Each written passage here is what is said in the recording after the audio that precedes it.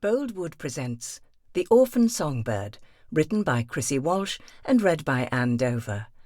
The moral right of the author has been asserted. This performance is owned by Boldwood. Music is very spiritual. It has the power to bring people together. Edgar Winter. Prologue. Bradley Brigg, November 1909. Thomas Earnshaw lay propped on his pillows in his bedroom at Ashcroft House, his pallid cheeks sheened with sweat and his lungs wheezing with every breath. The dimly lit room smelled of sickness and despair. "You're my only close relative, Abe, and I look to you to love and care for Darcy until she's of an age to lead an independent life," Thomas gasped, his feverish eyes searching his older brother's face. Abe Earnshaw met Thomas's gaze, his cold grey eyes devoid of compassion and his expression inscrutable. "This damned tuberculosis has me beaten, and I must be sure that Darcy will be taken care of before I go," Thomas continued, his every word laboured. "What I would like is for you to give up Northcrop House and move into Ashworth with Darcy and her nanny." He struggled to raise a smile. "'Twill be no hardship to you. My house is far grander than your own." Abe nodded his head, his lips verging on a sneer. "And then what?" "Then you will be there to offer her guidance, attend to her schooling, and deal with her financial needs. She is but 13, too young to manage her own affairs, and—" Exhausted for the moment, Thomas closed his eyes. Mucus gurgled in his chest. He coughed, then spat into a blood-stained rag, and with his airways clearer, he appeared to rally. His pale blue eyes sharpened. "I have deposited money in the Yorkshire Bank, which will pay for her education, her keep and her clothing. You'll not be out of pocket, Abe. And whilst I don't expect you to give up your position as clerk with Hepworths, I would like you to keep an eye on my sawmill and its finances. Harry Chadwick will continue to manage it until Darcy is 18. I've spoken with him and—" Thomas waved a weary hand, incapable of further explanation. He gazed beseechingly at his brother, his breathing ragged as he implored, "All I ask is that you have Darcy's best interests at heart, and that you protect her as I would do if—" Utterly spent, he closed his eyes. "Have no fear, Tom. I'm more than willing to do all you ask." Abe Earnshaw placed his hand on Thomas's, his smile insincere, and his steely grey eyes glinting with avarice. "I love Darcy as if she were my own." Chapter 1. Northcrop House, April 1911. "Shall you be wanting me to put a light to coals for you, Master Earnshaw?" Polly Oldroyd bobbed a deferential curtsy in order to lessen the audacity of her question. Her wrinkled face wore the blandest of expressions, but her grey eyes glinted wickedly.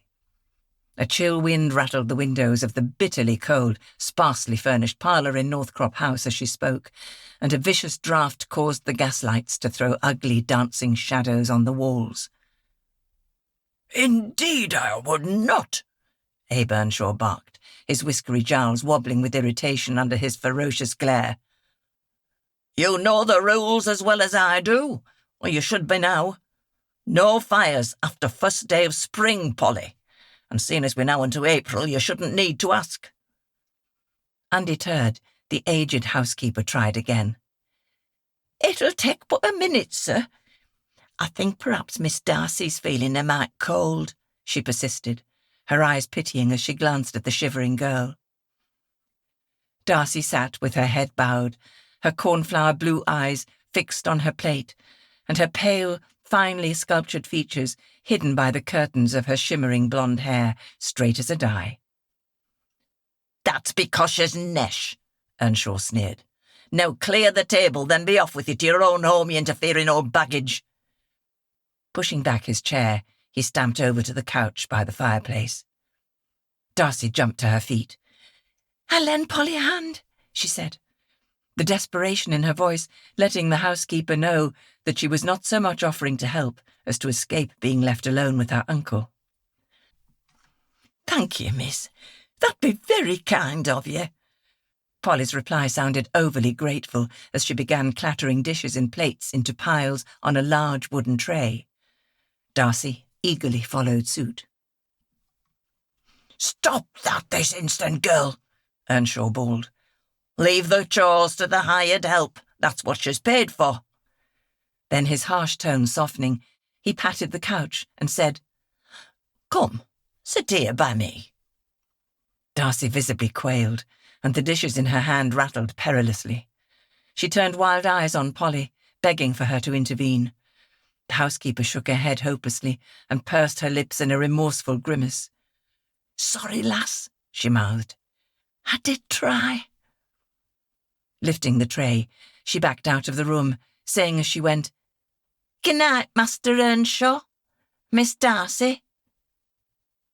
Darcy lingered by the table, gazing round the cheerless room, its dark panelled walls and bare, cold flagstones offering neither warmth nor comfort.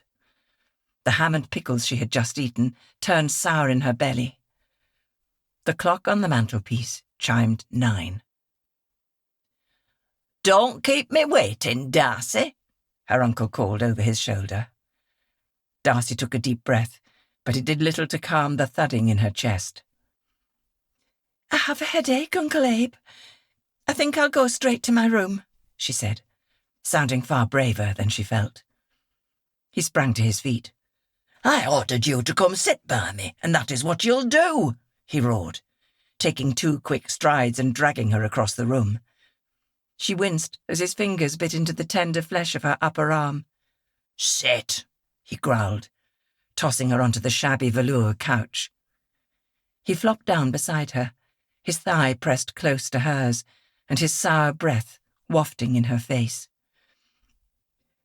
"Please, Uncle, I feel unwell," Darcy whimpered as he placed a wet kiss on her cheek. Ignoring her plea, he began kneading her budding breasts through the thick flannel of her dress. She sat rigidly, praying that he would soon be satisfied.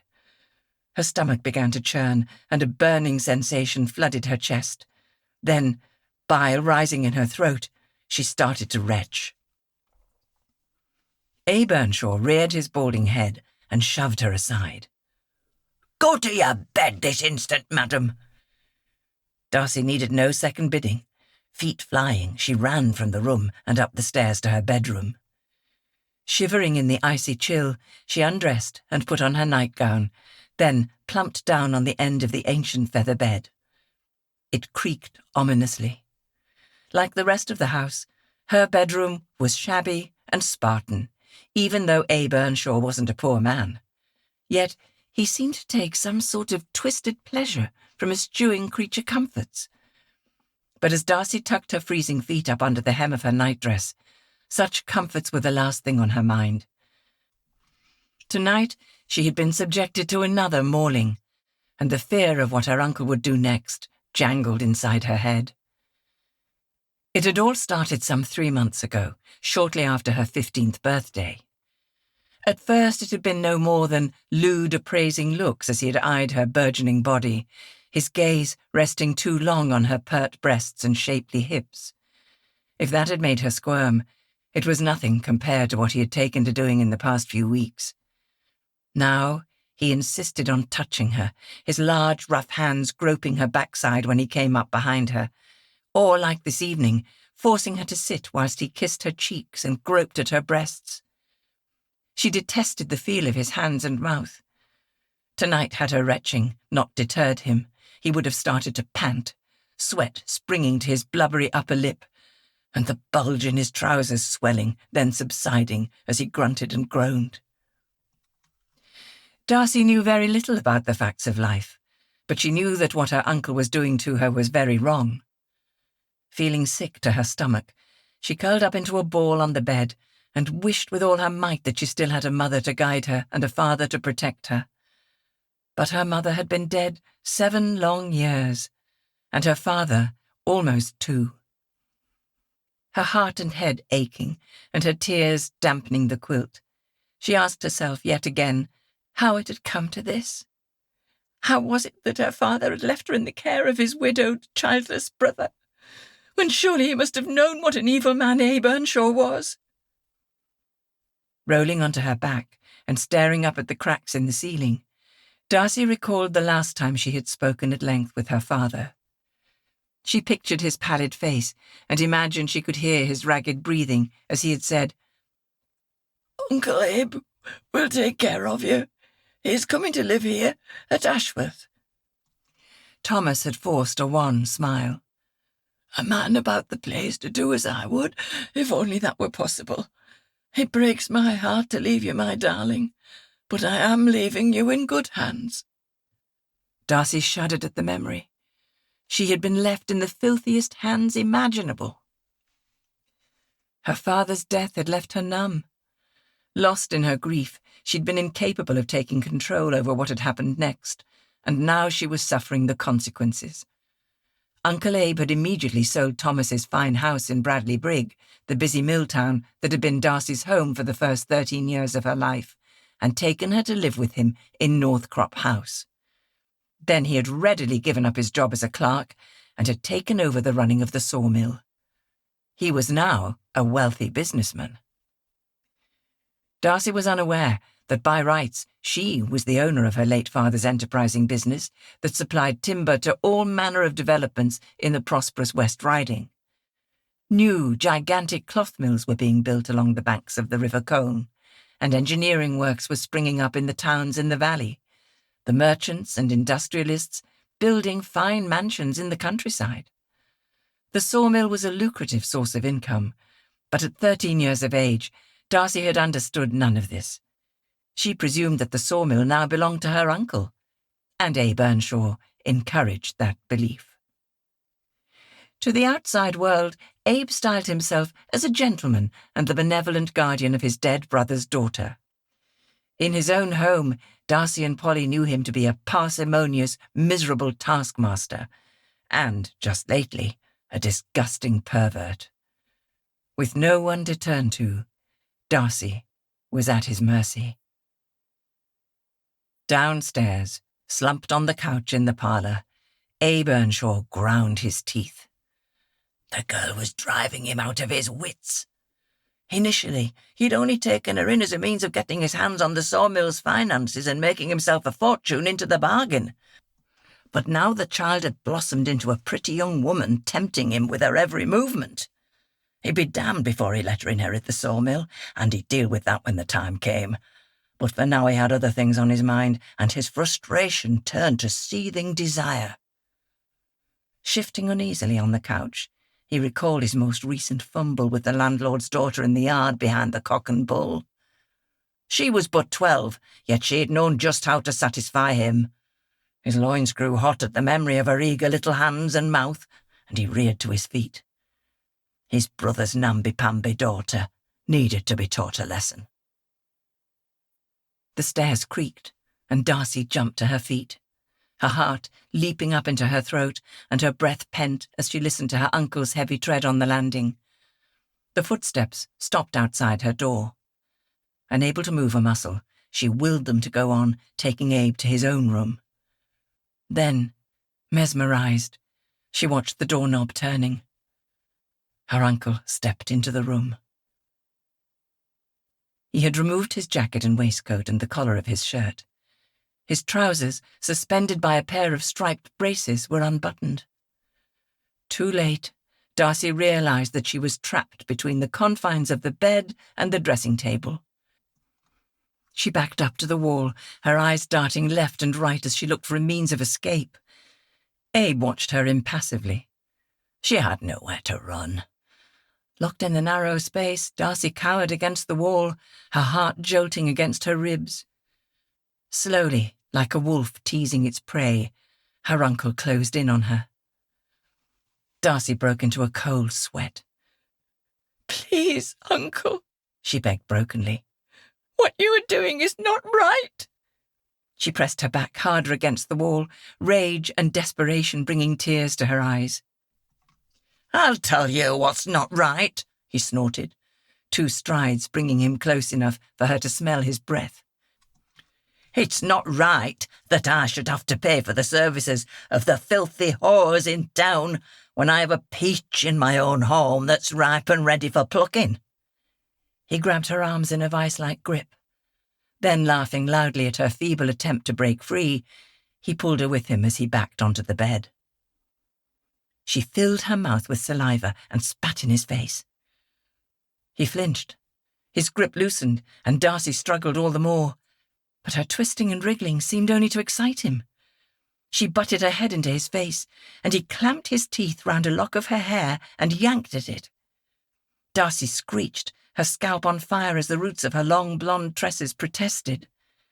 Abe let go of her left arm, but, still holding the other in an iron grip, he tugged back her head, forcing her to look up at him, and as he held her captive in this way, his free hand fiddled with his underwear. The fetid smell of stale sweat and the lavatory seeped into Darcy's nose, and her cries were smothered as he pressed her face down into his lap. Frantically, she twisted her head to one side. As she did so, she felt something hot and hard brushing against her skin. She swiveled her eyes. A monstrous worm throbbed against her cheek, bloated and smelly. Darcy jerked her head left and right, attempting to put distance between her face and the thing in his crotch. But Abe held fast to her hair. When the stinking brown skin touched her mouth, it only encouraged the vile thing to swell and throb all the more. She gasped for breath. Bile seeped into her throat, and she began to choke. Her uncle yanked on her hair, raising her face a few inches. "Kiss it," he ordered, his voice thick with lust. "Take it in your mouth and make like it's a sugar treat." I can't. Darcy mumbled. "Please, Uncle, please." Snorting with frustration, he raised her head until she was looking up at him. Sick with loathing, she blanched at the carnal desire burning on his face. Then he grabbed her hand, forcibly placing it round the stiff brown thing. "Hold it. Move your hand up and down like this," he growled, his large mitt encasing hers and moving faster and faster. Darcy's wrist ached, and her body was so tense she felt that her spine might snap at any moment. The sight of the wrinkled skin and glistening head on the thing in her hand was so obscene that she shut her eyes, but she could not blank out the feel and the smell of him. Strangled growling noises and moans escaped Abe's lips, and his body jerked and shuddered. Was he having a heart attack? Darcy prayed that he was. She opened her eyes. A stream of sticky white mess shot out of the thing in her hand, catching her full in the face. It clung to her skin, festooning her lips and chin. Vomit filled her mouth, and she swallowed it noisily, afraid of what he might do if she spewed on him. Abe made a strange snarling noise that gurgled up his throat. Giving a final shudder, he let go of her and fell back on the bed, gasping. The thing in Darcy's hand shriveled so that it looked like a squashed sausage in a bed of matted, sticky grey hair. She drew away her hand as though she'd been stung and wiped her wet fingers on her nightdress. Then, on legs that barely held her weight, she got to her feet and stood, trembling, fear and intense hatred surging through her. Too overwhelmed to think of making her escape, she tottered over to the window, watching distastefully as her uncle pulled himself upright, his hair awry and his jowls flecked with spit. "Now you know what you have to do next time to please me," he said coldly. "Let that be a lesson to you." Clutching at his trousers, he strutted from the room. Darcy stood rooted to the spot until the sound of his footsteps faded. She had never before detested someone as much as she did Abe Earnshaw. Feeling utterly violated, she leaned against the window, struggling to gather her wits. The icy coldness of the glass penetrating her nightdress made her skin tingle, and her dazed mind suddenly cleared, a fiery anger replacing her fear. She dashed over to the nightstand, pulled off her nightdress, and washed her hands and face, and then her entire body, to expunge the vileness of him. As she did so, she told herself that there would not be a next time. Never again would she allow him to subject her to such depravity. Ignoring the sickening feeling, partly of disgust, but mostly anger that still churned in her insides, she put on fresh underwear, then her grey flannel dress, and the one pair of boots that still fitted her. Then she emptied the drawers and cupboards of her meagre possessions. She had outgrown the fine clothing she had brought with her to Northcrop House, and her wardrobe was scanty to say the least, her uncle begrudging every penny he spent on her. She had but the one dress she was now wearing, bought so that she might look presentable at church on Sundays. The only other garments she owned were a shabby tweed skirt and blouse that she wore every day, a few pairs of bloomers, and a petticoat that she had made for herself out of a fine lawn sheet that she'd bought from the market on one of her rare shopping trips with Polly. The drawers and cupboards empty, she stuffed her possessions into a canvas valise that had belonged to her father. Then she lifted the corner of the feather tick and took from underneath it the small purse containing the few coins Polly had slipped her whenever there were any left over after she'd paid the tradesman. It had been their secret, something Abe had been unaware of. Otherwise he would have punished both of them severely. "You never know when you might need a few coppers, so put them by for a rainy day," Polly had said each time she handed them over. Well, today certainly was a rainy day. It had been an absolute deluge, even though not a drop had fallen from the sky, Darcy thought, as she counted the pitiful amount of money. She wouldn't get far on that, she told herself bitterly. Not for the first time. She wondered how it was that her father had left her so ill provided for. They had lived an extremely comfortable life in their lovely home on the far side of Bradley Brig, and she'd wanted for nothing. But her father had never confided his financial affairs to her, and her uncle had told her that the sawmill made barely any profit, and that he only kept it running out of the goodness of his heart to give employment to the workers. Her father had made her aware that he had left money for her education, but on the day of her 14th birthday, her uncle had told her the money had run out, and she'd left Miss Compton's academy without any prospects. Counting the coins again, and calculating that they would provide her with food and shelter for no more than a day or two, she dropped the purse on the bed and crossed the room to her secret hiding place. Down on her knees, she prized up a short, loose board in the wooden floor and lifted out her father's gold timepiece. This was her greatest treasure, the only thing she had of any value, and although she would hate to be parted from it, she might find herself faced with no choice. When she had been forced to leave her own home, her uncle had told her that he would have her parents' possessions packed and brought to Northcrop House. Even then, something deep inside had told Darcy he wasn't to be trusted, and she had slipped the heavy gold timepiece into her pocket, desperate to have something that would hold the memory of her beloved papa. Her instinct had proved true. Abe had sold every scrap of the house's contents, along with the house, leaving her with nothing but her school books, her own clothing, and a fine woolen cape and a felt bonnet that had been her mother's. The watch had been her mother's gift to her father on their wedding day, and Darcy knew he treasured it above all else. Sadly, whenever Darcy thought about her mother, she couldn't recall what Alicia Earnshaw had looked like. The only memories that had stayed with her were the scent of a musky perfume and a gentle voice. However, she remembered everything about her father with startling clarity. Sitting on the bed, With the timepiece nestled in the palm of her hand, she saw the gold Albert chain draped across her father's slender abdomen, its little T-bar snug in the third buttonhole up from the point of his pinstriped waistcoat, and his long, lean fingers flipping the watch from his waistcoat pocket as he checked the time. Tears sprang to her eyes. She wished with all her might that he was here to put his arms around her and press her to his chest, as he had so often done in happier times. The feeling was so strong that she imagined she could smell his spicy cologne mingled with the fuggy aroma of his tobacco. Her tears spilled over. Pressing the watch to her lips, she rocked back and forth, sobbing her heart out. One day, when she had been about 10 years old, he had shown her how to keep it ticking.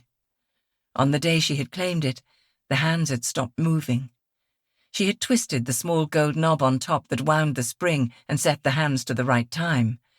And every night since then, before climbing into bed, she had taken the watch from its hiding place and turned the winder.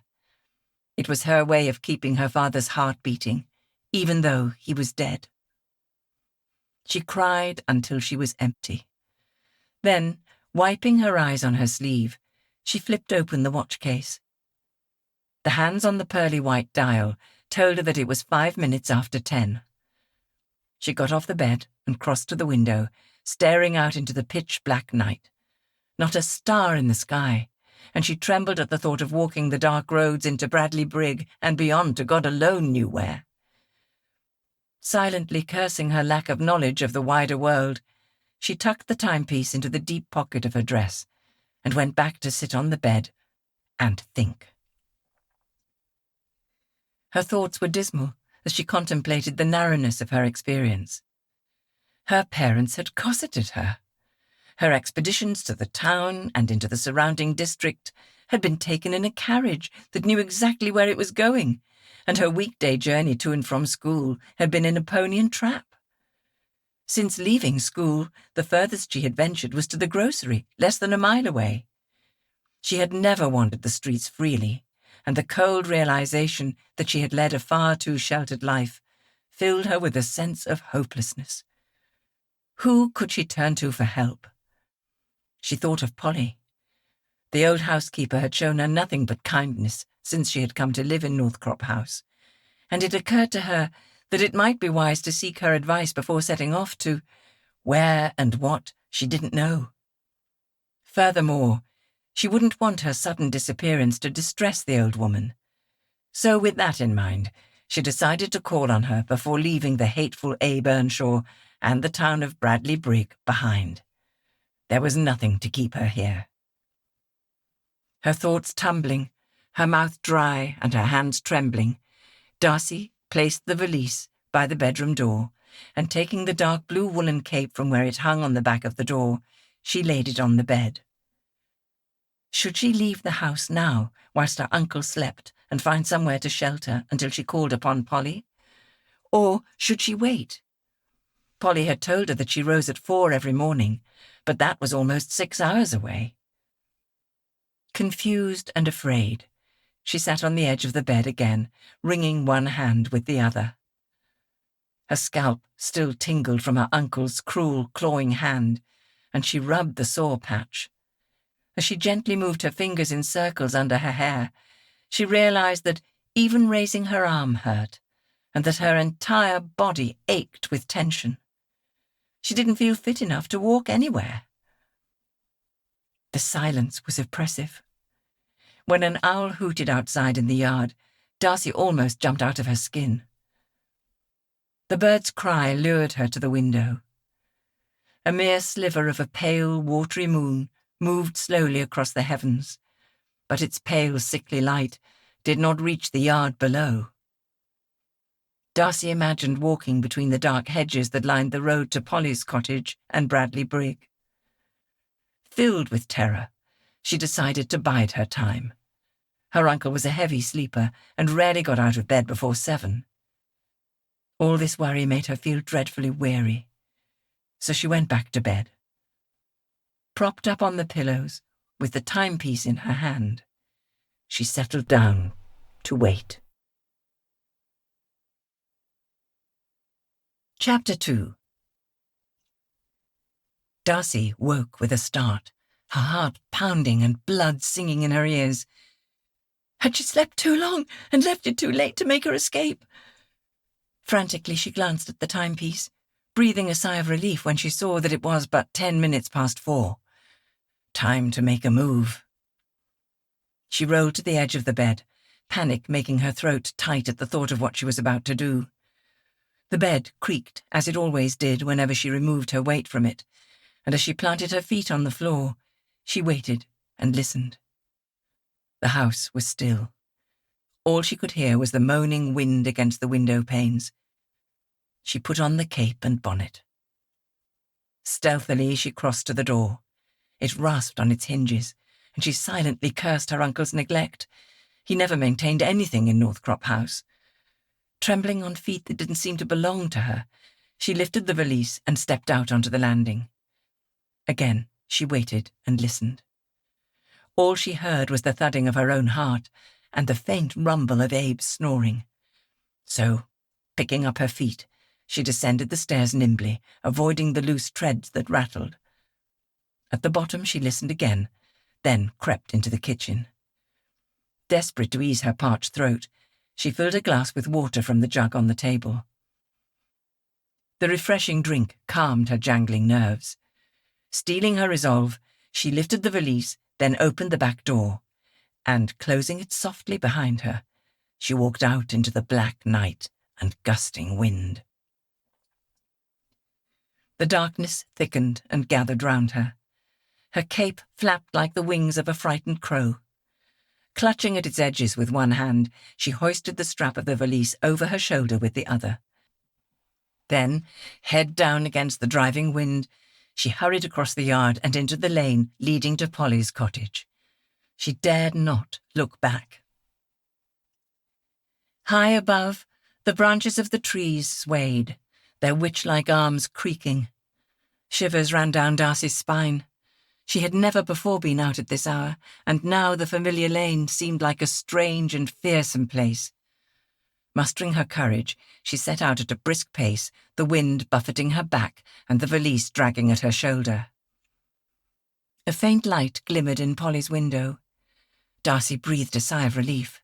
The housekeeper was up and about. She tapped softly on the cottage door. A few minutes passed before it cautiously opened. Polly peered round the jamb. "Miss Darcy?" she exclaimed, her wrinkled face masked with confusion. "What be ye doing here at this hour?" "I'm running away," Darcy replied, thinking that she sounded foolish and childish. "I can't stay with my uncle a moment longer." The memory of what he had made her do caused her cheeks to redden with shame, and she had to fight back the sobs choking her throat. "Come in, child, come in." Polly opened the door wider, then placed a finger to her lips. "Keep your voice down. They still be abed," she hissed, and pointed to the ceiling above, where her husband and 2 grown-up sons were sleeping. She eyed the valise curiously. "What be this all about?" Tears welled in Darcy's eyes. She dropped the valise. He forced me to do terrible things to him," she sobbed, her hands flying to her face and wiping it as if to remove the smelly, sticky mess that felt as though it was still there. Polly curled her lip and nodded. She wasn't surprised. She too had seen the lascivious look in Abe Earnshaw's eyes when they lingered too long on his niece's nubile body, and she had pondered more than once on how long it would take him to make a move. "Filthy beast," she muttered. "He didn't break you, did he?" Darcy gave her a blank look. "Break me?" "Aye. Did he put his thing in you?" She patted her own groin. Then Darcy understood. Her stomach churned. Bile crept into her throat, and she swallowed forcibly before shaking her head. "No. He made me kiss it and hold it," she cried, her voice rising to a scream. "It was horrible, horrible." Polly clamped a finger to Darcy's lips.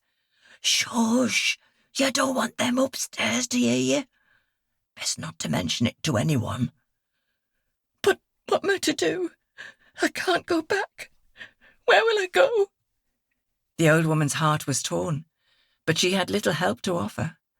She patted Darcy's arm. The comforting touch gave Darcy an idea. Do you think I could stay with you for a while until I gather enough money to take me somewhere I can find work? She gabbled, clutching at what she knew were fragile straws. That you could not, Polly said harshly, stepping back to put a distance between them. I'd only find you and drag you back. What's more, I have my job to think of, and those of my husband and sons. Earnshaw's wicked. He'll sack the lot of us if I help you. She softened her tone. I'm sorry for you, lass, but I cannot risk us losing our livelihoods. You must make your own way or go home and suffer consequences. She walked over to the range, and with her back to Darcy, she began riddling the embers, as if that was the end of the matter. Shocked by the housekeeper's lack of compassion, Darcy felt as though she'd been doused in icy water. I'll be going then, she croaked, willing herself not to fall to her knees and beg. Aye, off you go, 'fore streets get busy, Polly said, without looking at her. Get on your way, lest he finds out you've gone and comes looking for you. Hardening her heart, she made a busy show of clattering coals on the fire. Darcy's heart shrank at the coldness in Polly's tone. In a daze, she hoisted the valise up onto her shoulder and stepped out into the howling wind. She hadn't felt so bereft since the loss of her father. With her plans in tatters and the fear of the unknown making her nerves jangle, she trudged along the road that would take her into Bradley Brig. The wind whipped at her cape and skirts, making her feet unsteady. Her eyes watered, and the valise grew heavier with every step. By now the first streaks of dawn were lighting the sky, a pale yellow glow appearing from behind the foothills of the Pennines. The wind dropped, making Darcy's passage somewhat easier, but it did not make her feel any happier. The horrors of the night before kept creeping unbidden into her thoughts, making her stomach churn, and Polly's callousness made her chest feel bruised, as though she'd been kicked. The sickening feeling turned to outrage at the unfairness of it all. She had done nothing to deserve this. The burning anger spurred her steps and fired her determination to carry on. However, within a mile or so she came to the sawmill, and the sweet scent of freshly hewn timber made tears spring to her eyes as she thought of all she had lost. Slowing her pace, she let her mind dwell on happier days. Darcy had loved visiting the sawmill with her father. He would lead her in, her hand clasped inside his, warm and safe, as she watched the huge saws cutting through the wood as easily as cutting through cheese. Fine clouds of yellow dust misted the air, and as curling shavings spiraled to the floor, she would scoop up handfuls and play a game with them. As she'd grown older, she had shown an interest in the workings of the mill, and her father had encouraged her, for it provided them with their living. She recalled how he had taught her to recognize the different woods.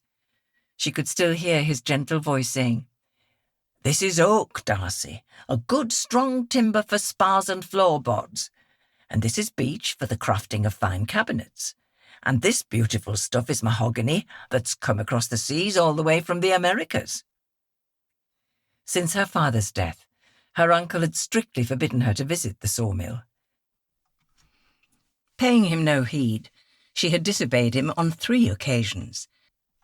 Harry Chadwick, her father's manager, had greeted her warmly, and she had spent a few happy hours watching the men work. However, she had paid the price for her pleasure. On each occasion when her uncle found out, he had taken off his leather belt and, lifting her skirts and pulling down her drawers, had beaten her bare rump. The whip and crack of the leather had been agonizingly painful, and almost as bad had been the sight of him clutching at the front of his trousers after delivering the last swipe, spittle glistening on his lips as he grunted and moaned with pleasure.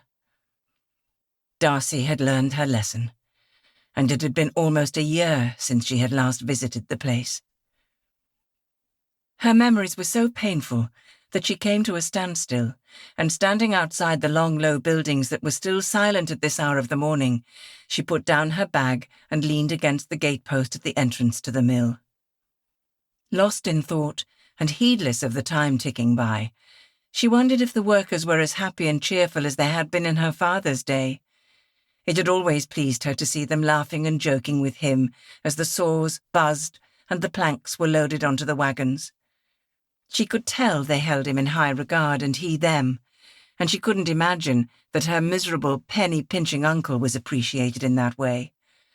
Polly had told her that since Abe had taken over, he had twice reduced the men's wages and increased the working day by an hour, much to the workers' dismay. "Damn him to hell," she muttered, grimly conjuring up all manner of cruel punishments that Abe Earnshaw so rightly deserved. A pleasing image of his smelly, wrinkled thing roasting over hot coals formed in her mind, and fired her determination to get as far away from him as was possible. Vengeance spurring her steps, Darcy reached the centre of the town in no time at all. The streets were just coming to life, the factory smells mingling with that of fresh baked bread, the creak of cartwheels on the cobbles, and the stink of horse dung. Men in cloth caps and stout clogs, and women in aprons and turbans were making their way to the mills that were the main workplaces in Bradley Brig. Even at this early hour, a pall of grey, soot-stained clouds hung over the manufactories and the streets of terrace dwellings that the mill owners had built in the last century to house their employees. Nobody paid Darcy any heed, but bearing in mind that her uncle might have already found her missing, she avoided the main streets and went down a ginnel between the towering, soot-blackened mills. It led to the towpath that ran alongside the river and the canal beside it. If he were to come in search of her, he would do so in the pony and trap, and that meant he'd have to keep to the main thoroughfares. It was highly unlikely he'd come looking for her on foot, Abe being an overweight, lazy sort of chap. Besides, Darcy felt safer in the shadow of the mills. Although it was barely 6 o'clock, the mighty heart of the cloth-weaving industry was belching out thick black smoke from its soaring chimneys, and the air quivered with the rumble of the gigantic boilers that powered the machinery. Clouds of steam and noxious smells spouted from huge pipes protruding from the mill walls, the warm air gusting in Darcy's face as she trotted along.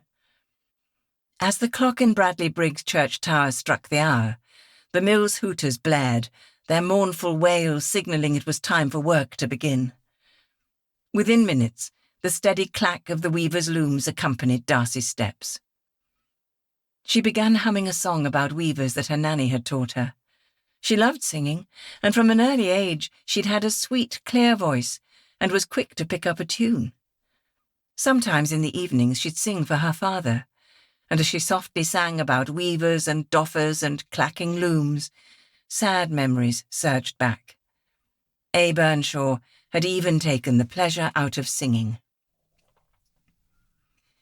At the end of the towpath, she came to a wharf where goods were being unloaded from a brightly painted canal barge.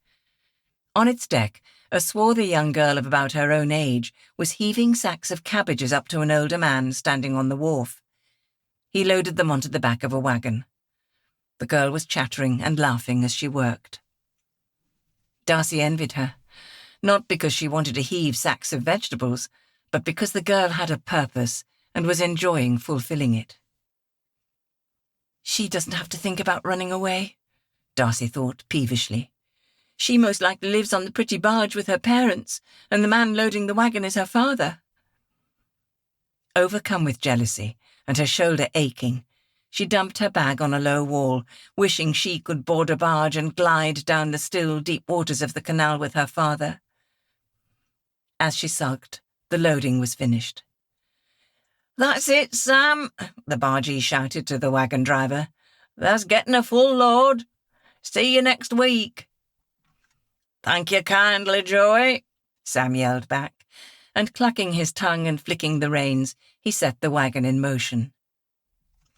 Joey jumped aboard his barge, the girl waving and shouting a cheery farewell as they prepared to sail away. Darcy hitched her bag back onto her shoulder and began walking on. The loaded wagon, drawn by 2 fine shire horses, trundled behind her, and as she stepped to the side of the path, the elderly wagon driver gave her a friendly smile and slowed the wagon to a halt. "That's a heavy load to be carrying at this hour of morning," he quipped. Darcy blushed as she returned his friendly smile. It suddenly struck her that riding on a wagon would be a much quicker way of putting distance between her uncle and herself. She set down the valise and, looking up at the driver, fixed a rueful smile on her face. "I've been called away to nurse my sick grandmother," she said, hopeful that such a sad event might encourage him to offer her a lift. "Where are you travelling to?" "I'm bound for Brighouse with this load." Darcy's eyes twinkled. "That's fortunate, because that's where I'm going," she cried. "Maybe I could take a ride with you." Ignoring an inner voice warning her that she knew nothing about the man, or Brighouse for that matter, she gave him a pleading smile. "Aye, put your bag in back and hop up alongside me. I'm glad to help you out. The sooner you get to your grandmother's, the better," he said, noting the fine quality of her cape and dress, and thinking it strange that a girl of her means should be begging a lift on a wagon and not travelling by carriage or one of the horse buses that travelled from town to town. Swallowing her deceit, Darcy tossed the valise on top of the sacks and climbed up to sit by the driver. Her spirits lifted. For the first time in what had been the most horrendous hours of her young life, she felt the tension in her neck and shoulders ease. Pushing her terrible ordeal into the darkest corner of her mind, she sat back to enjoy the ride. Sam proved to be a pleasant man, with a lively turn of conversation as he chatted about his own daughters, one a seamstress and the other training to be a nurse. "You could do with taking a page from our Mary's book if you're going to nurse your granny," he said. "I hope for your sake she's not too badly." "She's not really sick. She's had a fall and broken her arm," Darcy lied, feeling uncomfortable in the face of Sam's sympathy. "She just needs me to do the chores till it mends." She began to wish she really had a grandmother with a broken limb, and as she embroidered her story, she found herself almost believing it. "You and Mam must be right proud of you, and your granny's a lucky woman to have a willing girl like you to help her," Sam remarked, his praise bringing tears to Darcy's eyes. He was so kind and thoughtful. Darcy had to struggle to prevent herself from spilling out the whole sorry story. Sweating at the thought of it, she diverted his attention from the reason for her journey. "Where are we now?" she asked, as they drove through a quaint little village, its streets lined with terraced houses and shops, and a magnificent mansion set far back on a rise of land off the main thoroughfare. Sam gave her a puzzled glance. "We're in Holywell Green, lass. Have you not come this way afore when you were visiting your granny?" Darcy realised her mistake and mumbled, "I just forgot what it was called." But her curiosity got the better of her when she spied the mansion through the trees. "Is that a castle?" she cried, craning her neck to get a better view. Again Sam was bewildered. "Nay, that's Brooklands, the home of Samuel Shaw, the textile merchant. I'm surprised your mum or your dad hasn't pointed it out to you afore. It's one of the grandest houses in these parts." Darcy thought she'd better take more care with what she was saying in case Sam became suspicious, so she asked him what his horses were called. It turned out that Sam loved his shires, Vulcan and Thor, and for the rest of the journey he talked of nothing else.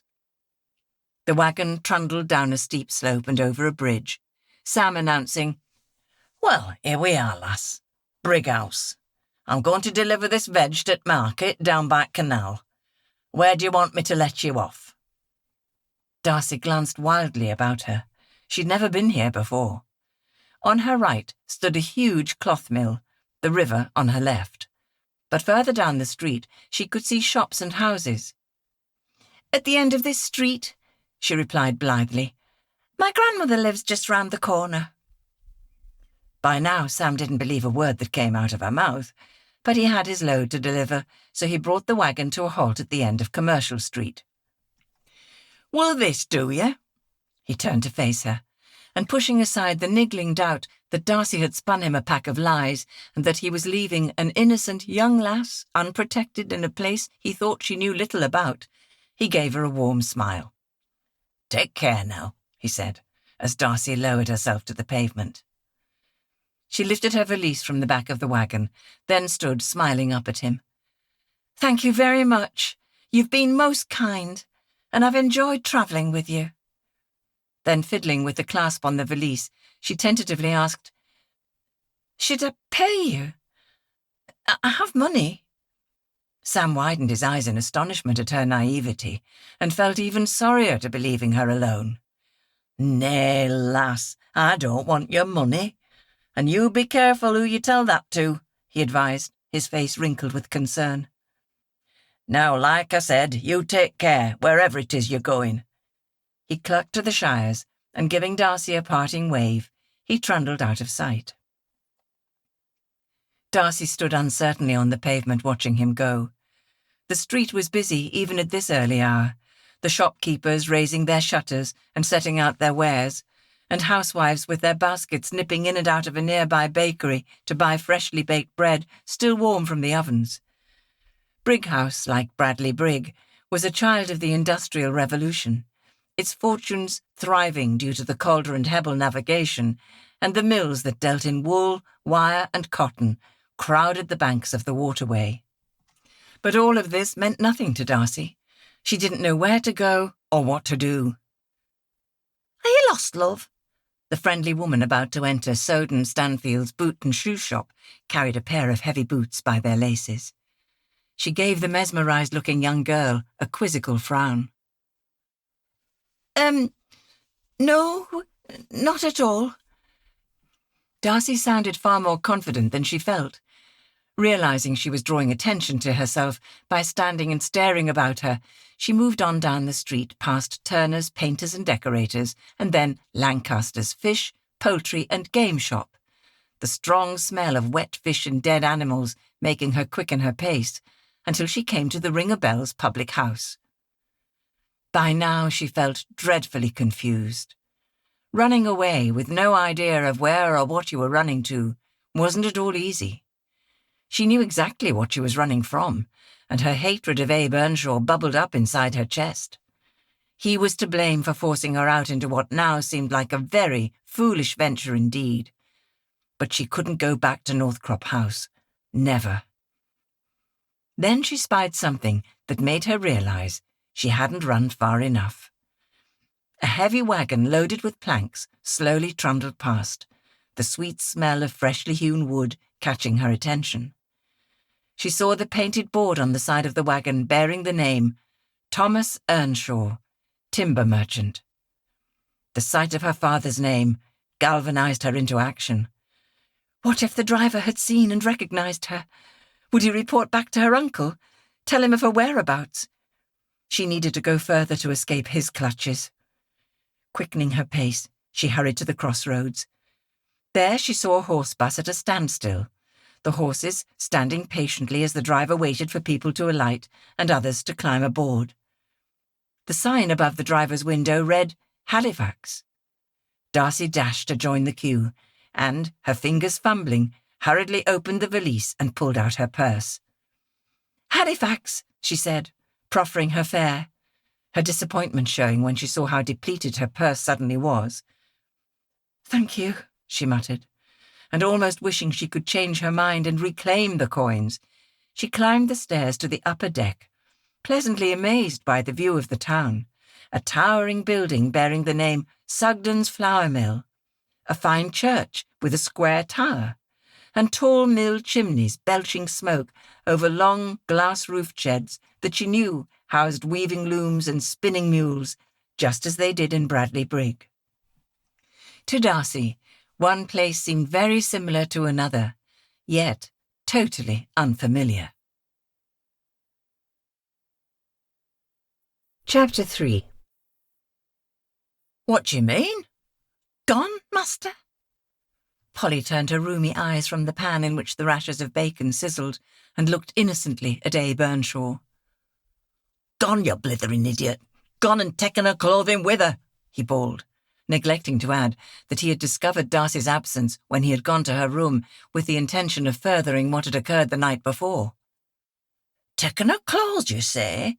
Polly ruminated, flicking over the bacon in the pan. "But where would she go?" "That's what I'm endeavouring to find out, you old fool," Abe snapped, dragging a chair from the table and sitting down. "You know more about the girl's doings than I, that's why I'm asking you." "She said nothing to me, Master Earnshaw. I've no idea where she's taken herself off to. She has no kin but you, as I knows of, and who she'd be visiting I couldn't rightly say."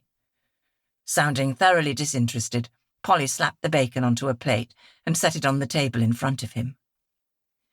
Abe began shoveling his breakfast between his blubbery lips. Hands on hips, Polly stared into his florid, unshaven face, her wizened mouth quirking at the corners in what looked dangerously like a smile of satisfaction. "Wherever she is, she's better off away from you, you dirty beast," she silently opined as she poured tea into Abe's pint pot. "Will you inform police?" Abe ignored her. He slurped his tea, deep in thought. Informing the police was the last thing on his mind. Darcy might accuse him of forcing her to submit to his perversions, and they might believe her. He didn't want that. Neither did he particularly want Darcy back. It would be better for him if she were to disappear and never be seen again. That way there'd be no awkward questions when she came of age and by rights inherited the sawmill. He still couldn't be certain how much his brother Thomas had confided in the sawmill's manager regarding that matter. Harry Chadwick and Thomas had been close friends as well as colleagues, and Abe had considered sounding Harry out as to how much he knew of Thomas's dying wishes. In the end, he had decided to leave matters as they were. The less they discussed the future of the sawmill, the more likely he could claim it as his own. He had been tempted to sack Harry in case he knew too much about Thomas's affairs, but Harry knew how to run the mill and was popular with the workforce. Abe's own knowledge of sawing and selling timber was limited, and the men in the mill treated him with contempt, so he'd kept Harry on. Still, he couldn't pretend he wasn't concerned. He pushed aside his empty plate, then roared at Polly to pour him more tea. Taking her time, she hovered over him with the large teapot in her hand, musing on whether or not to smash it over his head.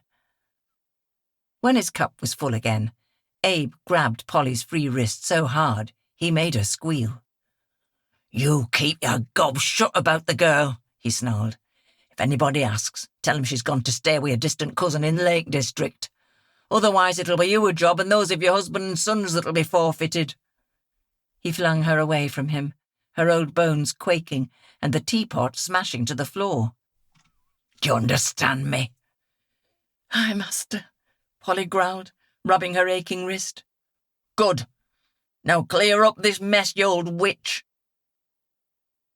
Darcy's first impression of Halifax was that it seemed much larger and grander than Brighouse or Bradley Brigg. The buildings were bigger, the architecture finer, and it spoke of a wealth far greater than that of the other two towns. She alighted from the bus in Gibbet Street and stood gazing about her with no idea of where to go or what to do. Her insides felt empty, and she realized she'd had nothing to eat or drink since the evening before, save for the glass of water she had snatched in the early hours of the morning. Perhaps she'd feel better if she ate something, she told herself, and she set off down the street in search of a tea shop. Her nose soon located one, the warm waft of a savoury smell emanating from a door that had just swung open to let two women pass through. A youth in a shabby jacket, too large for him, lolled against a wall close to the shop door. Darcy looked in the shop window at the meat pies, bread and pastries. Her stomach rumbled. She set the valise down on the window's narrow sill, wedging it in place with her knees so that she could take out her purse. No sooner had she withdrawn it than a long, bony arm, clad in a ragged sleeve, shot under her nose, and a dirty hand snatched the purse from her grasp. She tottered, the swiftness of the grabbing hand unbalancing her. Then she screamed, "Stop, thief!" The valise slid to the pavement, and by the time she had regained her balance, the lad in the shabby jacket was almost out of sight. "What happened there, love?" A passerby, alerted by her scream, hurried to her side. The theft had left Darcy so shocked that for a few moments she couldn't speak, and when she did open her mouth, all that came out was a pitiful wail.